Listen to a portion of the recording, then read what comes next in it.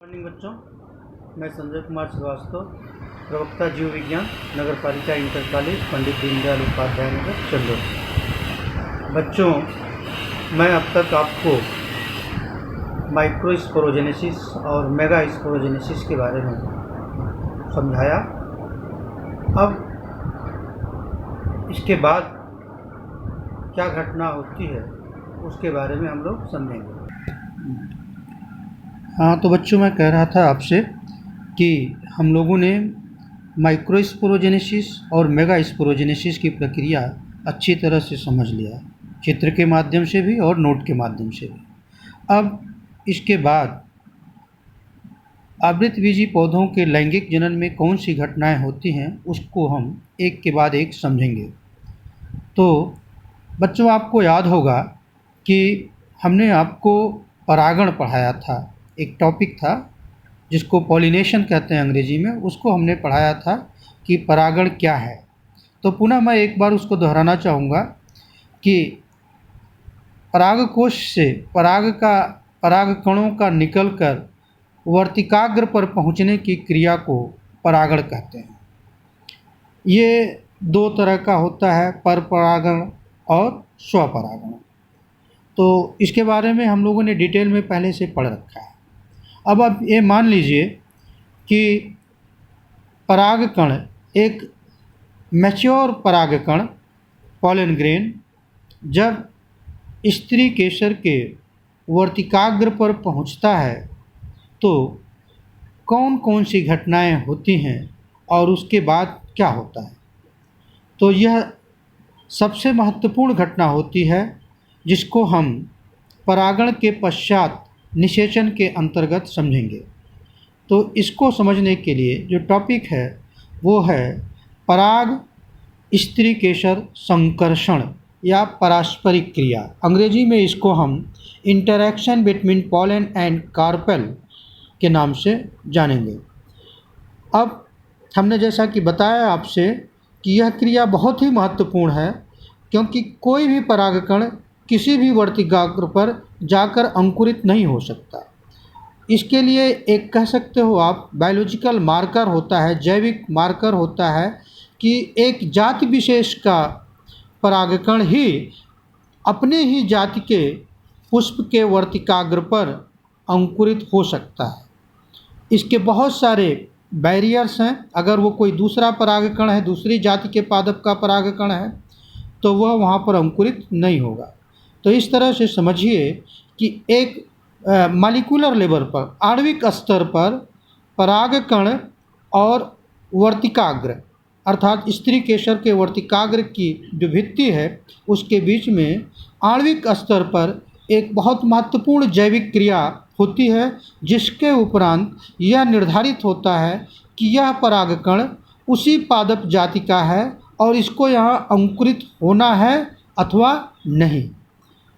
चलिए, तो इसको आगे पढ़ते हैं। आगे बढ़ते हुए कि नर एवं मादा जनन इकाइयाँ अर्थात युग्मकों के संयोजन को निषेचन कहते हैं।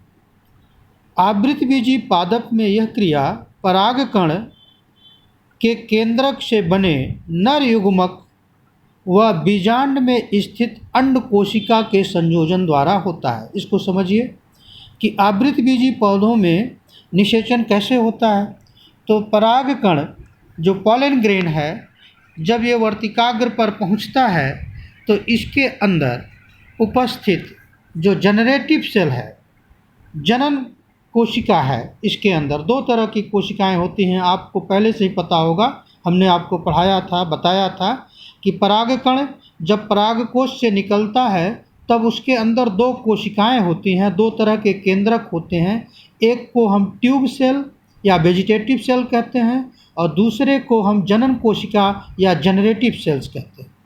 तो उसका जो जनरेटिव सेल है, आप अपने ध्यान में रखिए परागकण की संरचना, जो उसका जनरेटिव सेल है वो फिर से डिवाइड होता है, फिर से जो है वो विभाजित होता है समसूत्री विभाजन के माध्यम से, और वो दो न्यूक्लियस में परिवर्तित होता है। उसके अंदर दो केंद्रक बन जाते हैं जिनको हम मेल गैमीट या नर युग्मक कहेंगे या मेल न्यूक्लियाई कहते हैं। ये दो मेल न्यूक्लियस या नर युग्मक अंडक के अंदर, अंडक मतलब बीजांड के अंदर, बीजांड के अंदर एक संरचना होती है जिसको आप कहते हो एम्ब्रियोसैक, उसको आप क्या कहते हो, एम्ब्रियोसैक कहते हो, भ्रूण कोष कहते हो। वो बीजांड के अंदर होता है जो 8 केंद्र की और 8 कोष की होता है।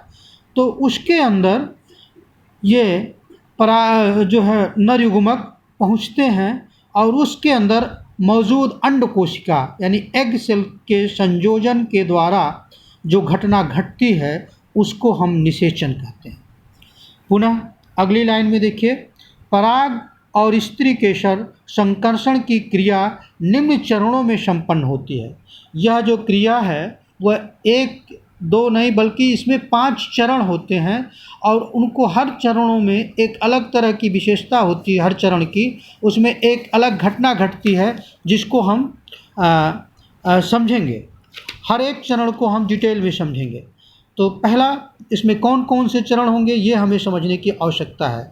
जैसे कि पहला है परागकण का वर्तिकाग्र पर अंकुरण, दूसरा पराग नलिका का बीजांड में प्रवेश, तीसरा पराग नलिका का भ्रूणकोश में प्रवेश और चौथा नर युग्मकों का स्वतंत्र होना और पांचवा द्विनिषेचन या दोहरा निषेचन जिसको अंग्रेजी में डबल फर्टिलाइजेशन कहते हैं।